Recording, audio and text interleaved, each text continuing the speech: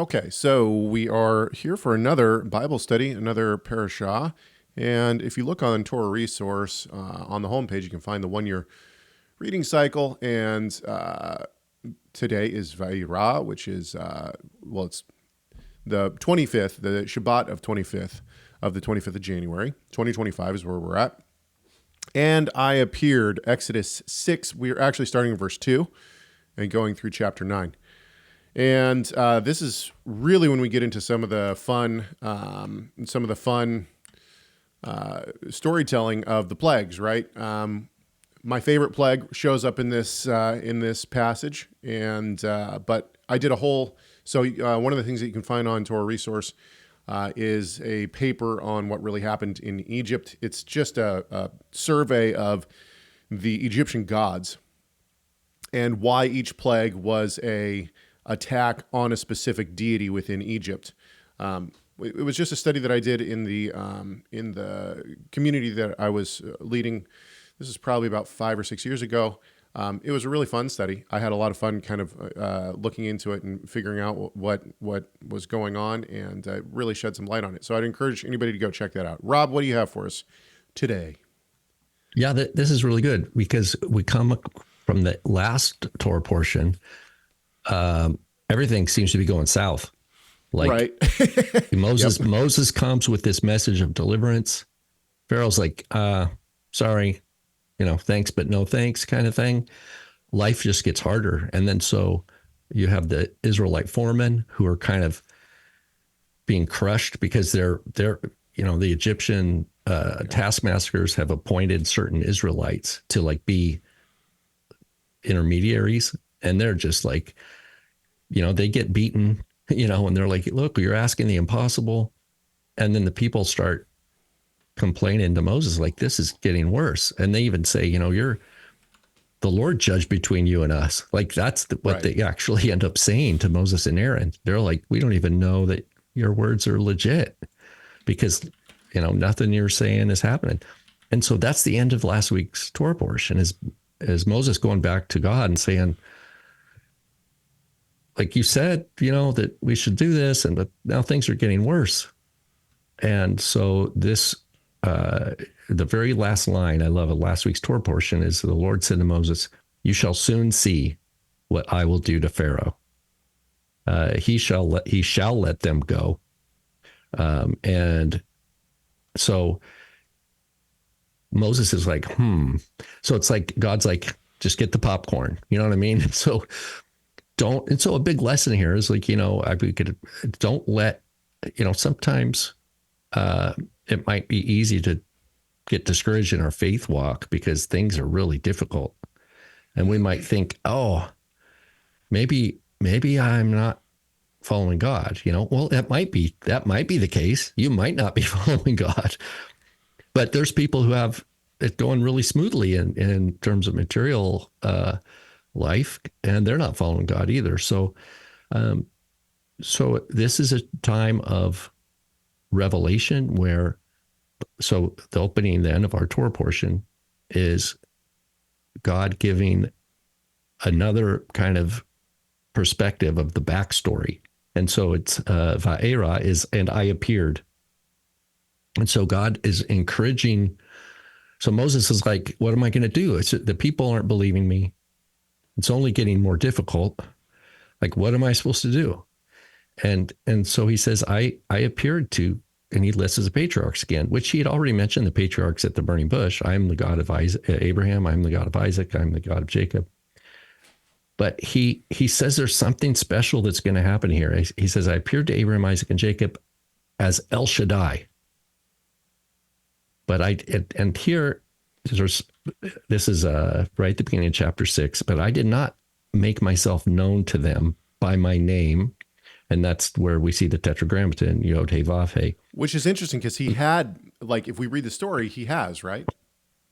We see Yod He Vav He throughout. Yeah. Well, but I think it has to do with the Nodati, Lo Nodati Lahem.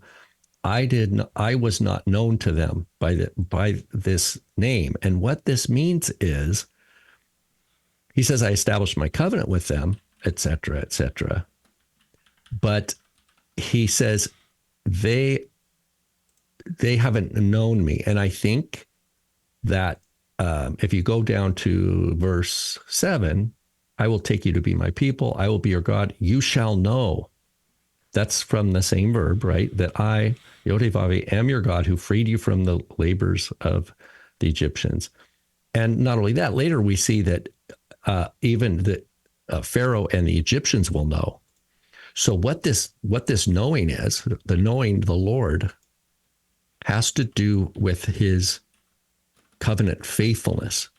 So yes, it's not that they didn't know God's name at all, the patriarchs. It's that all they had was like an IOU, right? It's like they had a check signed by God, but they hadn't cashed it, right? They hadn't actually gone to the bank. And so this check is like, okay, well, it's a piece of paper, right? It's got this guarantee, and generations are going by. And what the Lord is telling Moses says, okay, it's time for you to cash that check. And you're going to see now what's in what I've got for you. Like, or maybe a better analogy would be, you know, I gave a key to the safety deposit box, right, to the patriarchs. And now I'm going to show you where that safety deposit box is. And you're going to go in and open it, and you're going to behold my wonders. You're going to behold my treasures. So all of this is the Father's timing, right? There was not. It's not like if Israel would have behaved better in Egypt, maybe like a generation before Moses, he would have found somebody to send. You know what I mean? Yeah, Israel's doing. They're being pretty good down there. I think I'll hasten their redemption. Likewise, there's nothing like, oh, you know, yeah, Moses is a handsome young boy and everything, but you know, I think I'm going to wait. I'm just going to let him suffer another generation. No, never mind. That's not it. We're good. It's exactly at the time. And Stephen makes that point in Acts 7. Because this has been on my mind because I'm recording for the Acts 7 apostolic section for our Torah portion this week. And it says the time when the time arrived that God had promised in advance to Abraham. The time had come. And, there's the language of, I have heard, where is it? I have heard the, let me find it here. Still in chapter 6, but like verse 5. Now I have heard the moaning of the Israelites, right? And I've remembered my covenant. Va'ezko et briti.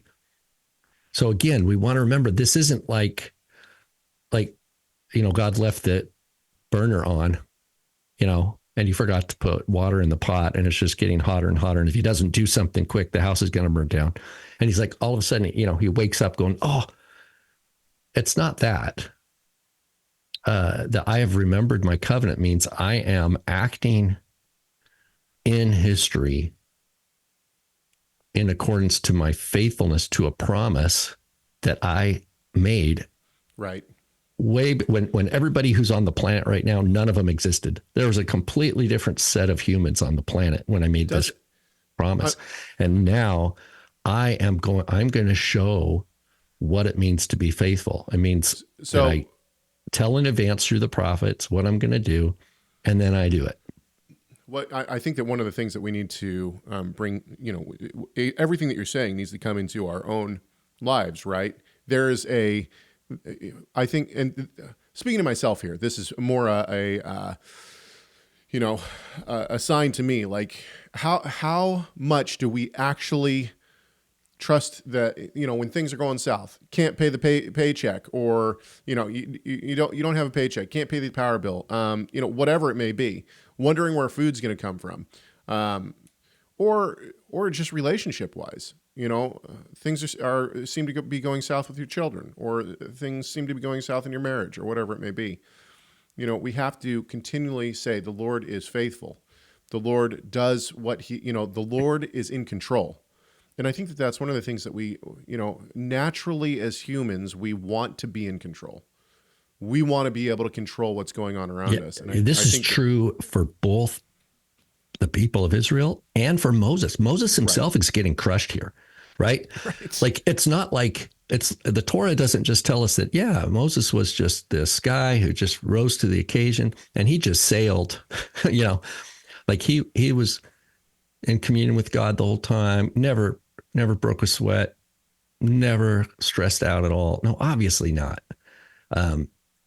I think, we see back to we were talking about the significance of each of these plagues, and God said he's judging the gods of Egypt, right? Yeah. And it says he's doing this. And of course, the knocking out the sun for 3 days is the final, the sun god. Speaking of which, blocked out. I'm going to read something from this. Can I read something real quick from this? Yeah. Well, let me just finish my point. Is that so Moses himself is being stretched way beyond any resemblance of a comfort zone, right? He'll say, right, I'm not up for this, right? I mean, he's in his flesh. His old man has to die. And this is what I think when Paul says, I'm crucified to the world and the world to me. I think Moses is having this. He's like, he's being stretched. In a way, I mean, he's spiritually, he's kind of being nailed down because he can't go anywhere. Right. He's like, and this is not justification. This is sanctification. This is Moses as a new man being torn away. The old man's being torn away, and it hurts at times. It's not times he'll complain. He'll yell and hit the stick on the rock like we see, in the wilderness. But his justification is sure, right? God says, you're mine, right? You're mine. And I'm going to do I'm going to stretch you, right? And grind you down, but it is for my glory and it's for good. But it's for good that, Moses, you can't even perceive the good yet that I have in mind. Right now, it's just words. Right. Promised land I swore to Abraham, Isaac, and Jacob. Those are just words, right? It's just like a check that someone wrote you for like $1 million. And you're like, I don't even know if there's $1 million. At the end, Moses, he doesn't get to go in, but he sees the land, like right at the end of the Torah. And he knows that check, that promise was true and that God is faithful, and it's all glory to God. Moses does not remember all his kicking and screaming and the stretching. He dies, it says, as a man of God. He blesses Israel, but he's not that man now. He's not that man yet. Anyway, go ahead. What were you going to read? Oh, yeah. So my favorite plague is the You've got to write a book. My favorite plague. My favorite plague. Or write a short. My favorite plague is the plague of frogs. I'll actually read this out of my notes here. This is from What Really Happened in Egypt, page 7. You can find it on the website. It says, little ponds were left from the receding of the Nile, and frogs were left in these ponds. Because of this yearly occurrence, the Egyptians deified the frog. Hecht, a consort of the god Khnum, I'm not sure if I'm saying that right, was a symbol of fertility and was one of the primeval gods. She was portrayed as a goddess with a frog head and was believed to help women during childbirth. Frogs were one of a number of sacred animals that could bring the death penalty upon someone if they intentionally killed it. As soon as the Nile dies or has a miscarriage, the goddess of fertility now is under attack. What was once seen as a blessing is now a curse. I love this imagery. You have an animal that you can't kill. It's deified by the Egyptians. And all of a sudden, it's not the yearly occurrence where you have a couple of frogs coming up after the Nile floods. Instead, the Nile's died, and now you're just inundated with frogs. And the comment that they were even in the kneading bowls. In other words, what can you do? You can't kill them, right? So they're everywhere. And I mean, it's just this like overwhelming like frustration, I'm sure, by the Egyptians. But then the best part is then they die naturally. They die on their own and they stink. So you have the god of fertility now is dead. I mean, the imagery here to me is just, it's it's so poetic, right? And I don't know why that one hits me so hard, but when I think about that, it's just I have I think of that the Psalm, is it Psalm 5 where it says God sits in the heavens and he laughs, right? Psalm 2 has Psalm 2, that yeah, for sure. yeah, Psalm 2, Yep. And, he says he's going to judge the gods of Egypt. And so the question is, right, people say, oh, see, Egypt had gods. Those were like these Heiser people will say, oh, those were like these disembodied spirits or whatever that were fallen angels or something, all sorts of things. No, what he's doing is showing the ridiculousness right, of Egyptian fairy tales, of Egyptian superstition.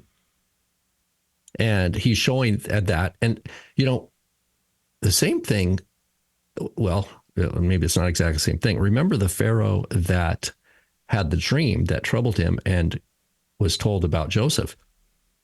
That Pharaoh, he had tried all his magicians, right? He had tried all his sages and counselors, priests. They couldn't help him.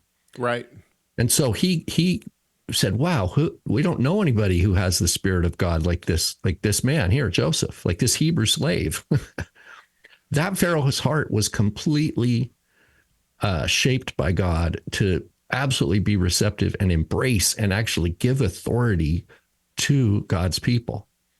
And in return, he had a great salvation for his own people as well as for Israel. Now, here, we have a completely different heart attitude.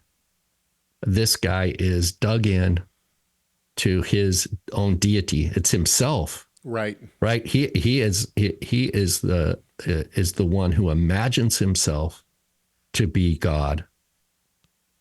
And obviously, so what the Lord does, he just strips away one lie after another. With each of these plagues addresses a lie, right? I mean, it exposed, like your point about the frogs, ultimately to the death of the firstborn, which is the continuation of the pharaonic line, right? And it's one lie after another. It's a house of cards in a way, but the God of Israel, who is the true God, it's like Jenga. He's like, yeah, I'm going to take one of these at a time, and at the end, the whole thing is going to fall. right, And it can't be accelerated. It's not like Moses can say, how about just 2 plagues and then get us out of here? Because we're on God's timeline. We're not on Moses' timeline. God's doing something, and he's going to use Pharaoh to glorify his own holy name. And so Paul brings this up. He's like, well, is God unjust? Like what? right. What about Romans all 9. these statements about Pharaoh's heart? Like, well, is Pharaoh, how could Pharaoh, in other words, the claim is, how could a God be just who would harden Pharaoh's heart and then punish him for hardening his heart? That's the question that, some people today, like in the Armenian realm and stuff like that, they try to think, oh, that means you have a wrong idea of God. No. What does Paul say? Paul says, how do you know that God didn't endure with long suffering the vessels of his wrath for the sake of displaying his own glory to the vessels of mercy upon which he's going to have mercy? This Pharaoh has it hard, and it keeps getting more and more rough for him because God chose to do this, to reveal to Israel, to reveal to his people his covenant faithfulness, and to expose the wickedness of the human heart and the depravity of man-made religion, of tyrant kind of the royal tyrant idea of enslaving other humans, the mistreatment of people made in God's image by trying to kill their firstborn, or try to kill all their male babies, or to subject them to harsh labor, and denying their humanity. That's what the totalitarian dictator does, and that's Pharaoh here, denying humanity. God says, I'm going to expose the wickedness and the lies one by one. And yeah. So, but again, Moses too. Moses is, as we read it, there's times where it seems like Moses and Aaron, it's like this time they're pleading with Pharaoh. They're like, come on, just let us go. Come on, and it'll go well for you. And there's times where you think almost Pharaoh's going to like he even says at one point, okay, God is just, I'm not. And it's all superficial because he just doubles right back down again. It seems to me that they say, let us go for 3 days. We got to go, a 3 days journey into the wilderness. It seems to me that they're trying to get to a specific place. I think that Moses is trying to get to possibly where the burning bush was, which was Sinai, right? But yeah, it says bring them back to this mountain. Yeah. Yeah. But then the question is, were they trying to go for a specific thing? I've argued that it's possible that Passover was already being celebrated before, that they wanted to go and celebrate Passover, even though it wasn't necessarily called Passover by that point, right? And through God's providence. Now, that's a good question Caleb, about meals. They had to eat. So the question is, did Israel, and we know they preserved the memory. They knew, Moses knew to take Joseph's bones. Right. Okay, so question. And we don't know that they had written texts. Right. There's no evidence that they had written texts. So the question is, now I know Ariel talks about the Toldot as being some sort of clusters of traditions and that could be orally preserved, or it could be maybe written. We don't know. But what do you think from a meals perspective? Could there have been a transmission through set apart meals that were liturgically recurring that talked about a redemption to come? Absolutely. Talk about that. Yeah. So I think that one of the things that we have throughout time is this idea of reoccur. So PJ at the Pronomian conference talks about the festivals as a way of PJ the Marini. Yeah, like remembering and almost a prophecy of the Messiah to come, but also it tells a history, right? And we see this throughout various cultures. It's not just Israel, right? Throughout various cultures, you see meals being a way to remember and to practice and, the memory of something that has happened, a historical memory. And I think that you're absolutely right. I think that what we have is from the garden, God teaches the Torah to Adam and Eve. Was everything that we have in the Torah given to Adam and Eve? Not necessarily, of course not. But I think that there was more than a lot of people think, including the festival cycle. And I think that there were given feasts that were maybe not, progressive revelation, of course. They probably didn't know exactly what they were, but they were given a calendar of some kind to celebrate and to look forward to things. And I think that this is part of it. Well, Avram, before he was Abraham, what was it that he knew to accept the blessing of Melchizedek? Like, exactly. Yeah. How did he know, give him tithes? Like, this is, and of course, the Epistle of Hebrews really says, we have to look at this square on, and we have to look at Psalm 110, and we have to, that this is something that's in the scripture, but we're not given as much detail as we would really like on this. But the fact is, it says he was a Cohen, he was a high priest, he brought out bread and wine. Yep. And he blessed God, and he blessed Avram. And Avram, they had some sort of probably, now we don't know if there was a fellowship offering or anything, but we know there was bread and wine. Lechem could have included other things, meat also, right? Yep. So we had a meal where there was blessing and a tithe given, and that Avram had already been told that in his seed all the nations of the world would be blessed. So I think there is a tie that his recognition of the blessing through Melchizedek was very much related. It was inseparable from God's promise that in Abraham's seed all the nations of the world would be blessed. So somehow this message, all the way connected with Joseph's bones and the oath that Israel said, we will take this oath, we'll pass down the knowledge of this obligation to our offspring to bring your bones back when God. So they knew that there was a deliverance coming.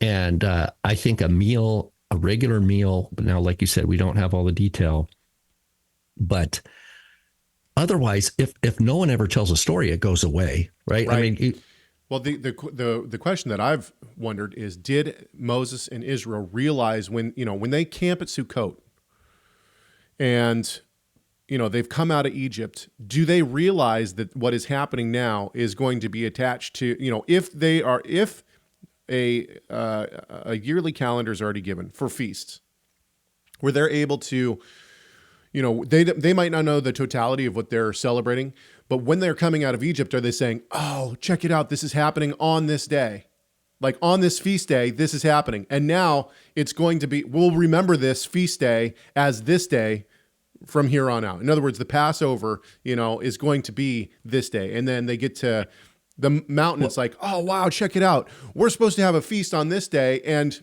look at what happens. We get to Sinai. It's right. And commentators have always noticed that. Why is it that when the angels go to Sodom and Gomorrah, Lot gives them unleavened bread? Right. And so there's a deliverance there. Lot and his family are delivered. And so it's almost, is that a mini foreshadowing of the Exodus? So these things are woven in Scripture for us to consider and think about.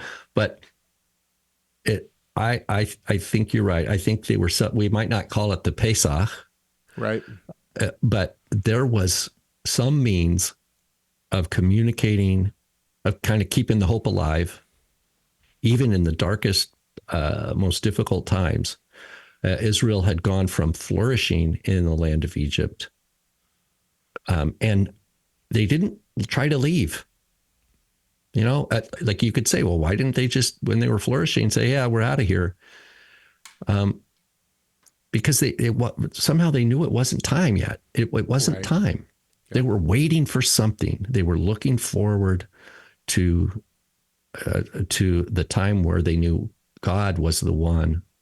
They were waiting on behind the Lord. the movement, and they transmitted that to their children, and and so I think meals is a primary place where that story would be told, where that hope would be kept alive, where they would be inspired by stories of Abraham, Isaac, and Jacob, maybe stories that never made it into the Torah, but that were real, that encouraged them and taught the lessons of justification by faith and waiting on the Lord, dying to the things of the world in order to serve God, seeking first the kingdom of God. Lessons that sound very New Testament-y, maybe to some people. We have to remember, like Hebrews 11 says, all the way back to Abel, the justification by faith has always been the foundation of the covenant people. Right. There's not one covenant member who earned their way into a status of what do they call it? Like good standing, right. Except Yeshua. But Yeshua is obviously the special case. He is the seed. And so he is the one that binds the whole body together as one. So yeah, good stuff. Okay, so if you are not already, please consider subscribing to this YouTube channel. It does help us. I know that sounds weird, but it does help us. So click that subscribe button. And also, the reason that we're able to do this is because of the generous support of our donors. If you would like to help support the work that we're doing at Torah Resource, go ahead and go to TorahResource.com. You can find a donate button right on the homepage. And that is a wonderful way for you to be able to partner with us and help continue on the work that we are doing. All right. Thank you so much. We will see you next week.